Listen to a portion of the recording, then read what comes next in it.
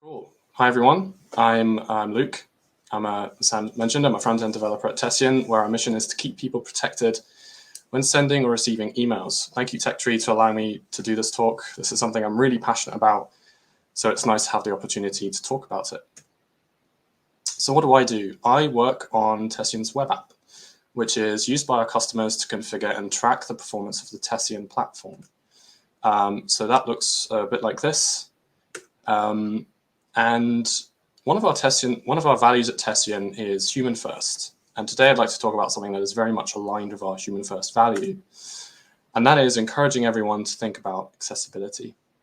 So I'd like to take a moment here to ask you, the audience, what does accessibility mean to you? So feel free to enter one or two words in the private chat.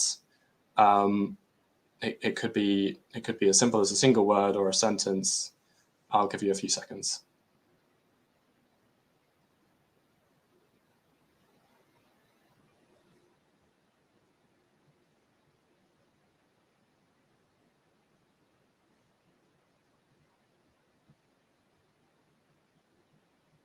Okay, no worries. That's fine. I came prepared with my own definition. I can't see any responses. So to me, one definition of accessibility is the quality of being accessible to everyone. So this means not only can those who are non-disabled use the service to the fullest extent, but so too can those who are disabled or otherwise impaired.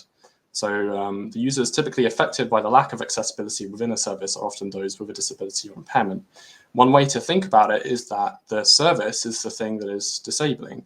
Without accounting for everyone, the service is effectively broken for many people who have different requirements compared to the majority.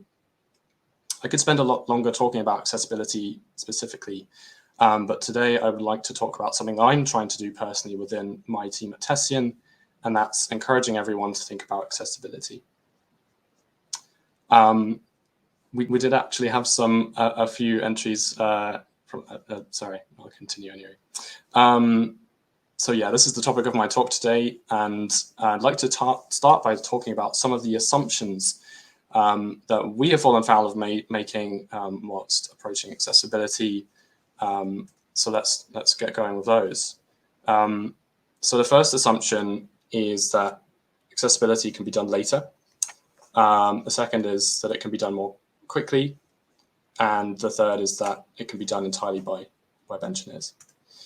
So quickly covering these three assumptions, starting with accessibility can be done later. So given our tight deadlines in launching products recently, we assumed that to develop an accessible app or feature, the non-accessible version could be delivered first. So unfortunately, this effectively excludes a proportion of users from our feature launch. The second point is that going back and reworking an implementation that is non-accessible could be more costly overall than if it was thought about in the first place to the fullest extent. The second assumption is that accessibility can be done quickly. So planning for accessibility takes time. Getting accessibility right in your app will take a significant amount of thinking and planning, and time needs to be dedicated to that. Each page and component should be considered when thinking about accessibility. It seems obvious, but it's easy not to when you haven't got a concrete process in place.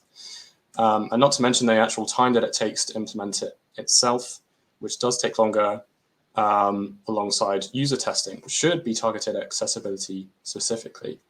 So overall, doing accessibility right requires planning and time to do it effectively. The third assumption I wanted to mention today is that accessibility can be done entirely by web engineers.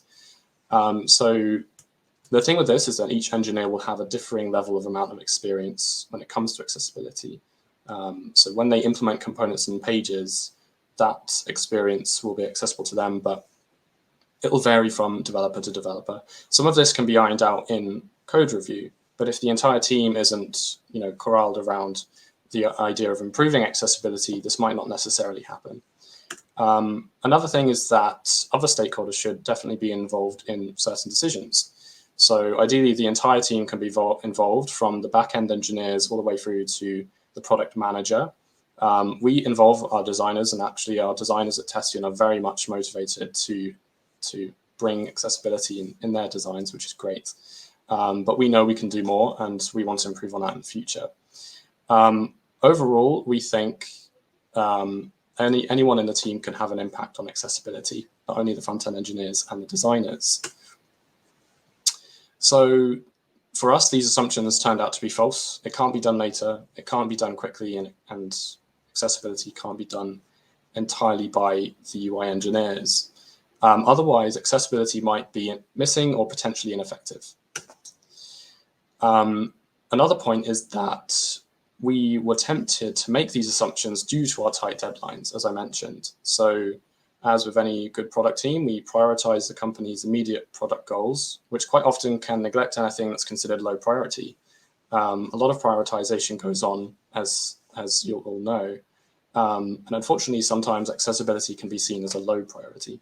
This might happen, for example, when the existing users of an app or prospective users don't have any requirements for assistive technologies, or maybe the assumption is made that this is the case, or maybe there's a lack of feedback from your users in that respect.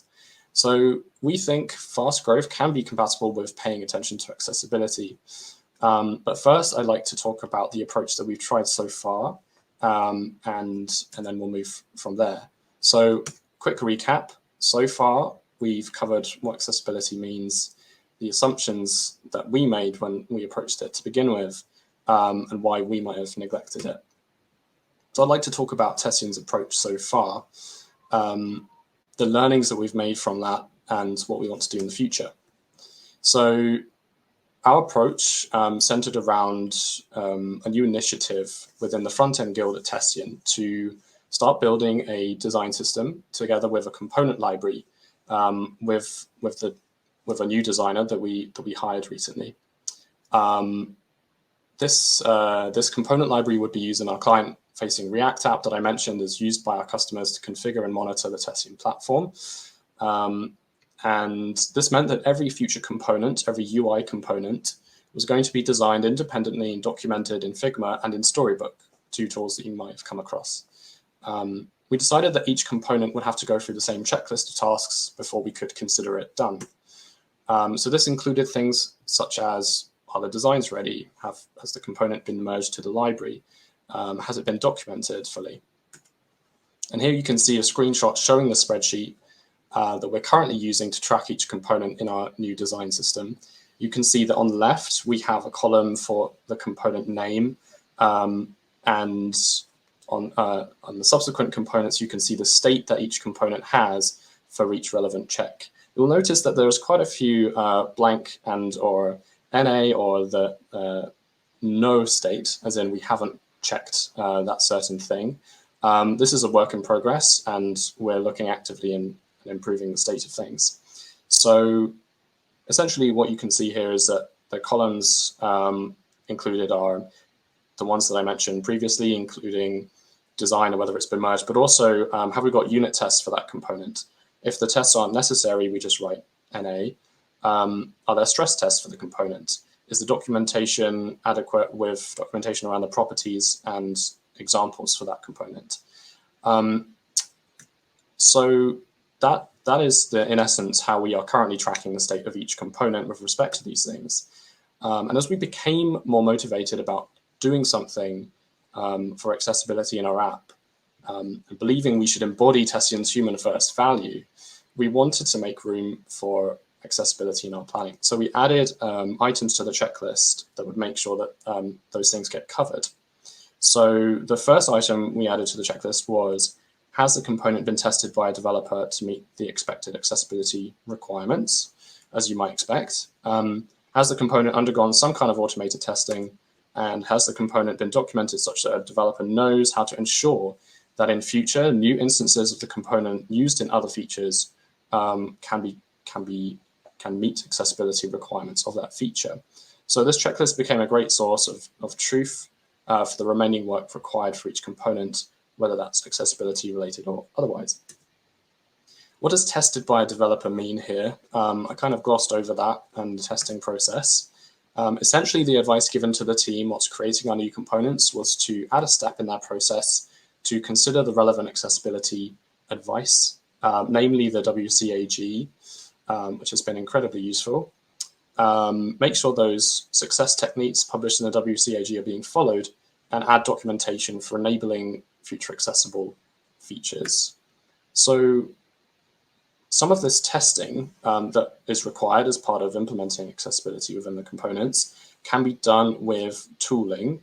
I won't go too much into this either, but we were able to use Wise, a browser plugin that can generate reports in browser for the potential accessibility issues with the current page being viewed, and it also works for components. For example, if you're viewing Storybook, we found this to be very useful in finding certain bugs. And another tool that we want to try in future, but haven't got around to it yet, is Axe, which is automated. It can be integrated into your CI, and it means that it can pick up certain things that are fairly basic. It won't catch everything, but we're looking to implement that in the future. So that's kind of a summary of what we've tried so far. And now I'd like to move on to the learnings. So what's working well with this?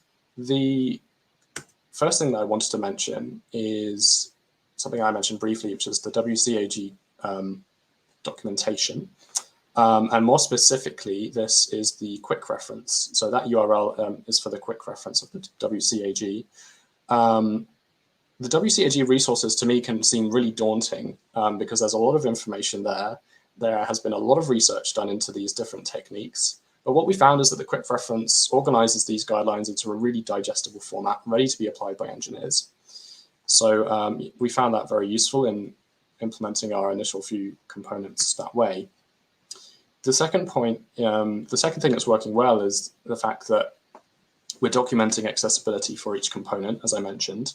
And this hopefully makes individuals more confident and motivated in approaching accessibility in the first place. Tracking state for each component is another thing that's working really well, we feel. We now have a really solid understanding of where our components are with respect to our expectations of accessibility. The majority of our components have actually been checked already, and we're planning to recheck them in the future, especially when any changes happen to those components. The combination of internal evangelism and practically incorporating steps into existing processes is also something that I feel personally that is seemed to be working. We feel like we can expand that to the entire team and get others evangelizing themselves, and bring all of this away, expand all of this from the components to the entire, the entire screens that we have in the app, which is traditionally where accessibility would focus, and I'll mention that later as well. So what could be going better? Excuse me. So we made almost all of those assumptions that I mentioned at the beginning. So we could start by not making those assumptions. As I mentioned, we only consider new components so far. We don't consider existing components, existing pages, or even new pages. And this is something that we really want to work into our processes, and we are currently forming plans around that. Another thing is that we don't receive much feedback about whether the app is meeting all of the needs of our users with respect to accessibility. And that's something that we want to improve upon. We haven't done any kind of external auditing or user testing to assert a level of quality is being met. This is a really common thing that is done to make sure that some independent reviewer comes in, reviews an app, and makes sure that it meets their expectations. So there's no bias, and we can be confident that accessibility needs of our users are being met.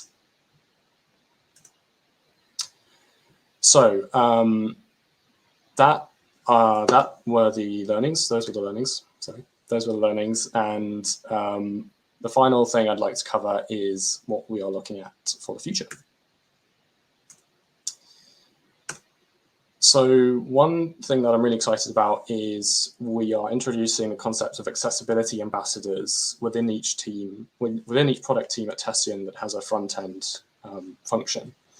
So the idea is that these ambassadors will champion the bringing of accessibility to their part of the product. The sub-team will meet every 2 weeks and discuss issues that have been found in the app and discuss tickets that they want to bring to upcoming planning sessions. And this has been very successful in other ways in bringing maintenance tickets, for example. So we want to try and recreate that, but with a specific focus on accessibility.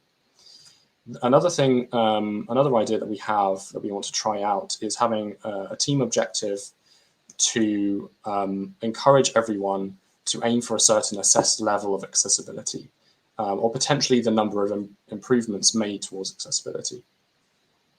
And this is just to encourage leaders and managers to dedicate time to this issue, because it's a very important one. And as I mentioned, we want to try external auditing and user testing. I think this will become more relevant once we actually have a process that aims to increase the state of accessibility. Otherwise, the testing is almost redundant. We know we haven't been the best in approaching it, but this is definitely something we want to try moving forwards. And obviously, I'll continue to do my internal evangelizing and encouraging others to do the same. So before I wrap up, I just wanted to mention some resources that have been super useful to us in this process. One of them I've already mentioned is WCAG QuickRef. I recommend checking it out. It is actually quite digestible. If you're writing a new component, you can actually go into the QuickRef and type in the name of that component, whether it's modal, dialog, button, text, and get some really good information and success criteria and techniques on how to implement that in accessible ways. And the second one is a really awesome resource. It is the UK government website for accessibility in digital. And yeah, I recommend checking that out if you're interested in learning more about it and doing it in practice. So that's the end of my talk. Just a reminder, I'm Luke from Tessian, and Tessian is hiring, and we're hiring front-end engineers very soon, actually. So we'd love for you to reach out to us. Feel free to reach out to me personally via Twitter or my website or LinkedIn if you prefer. And yeah, that's it. Thanks very much for listening.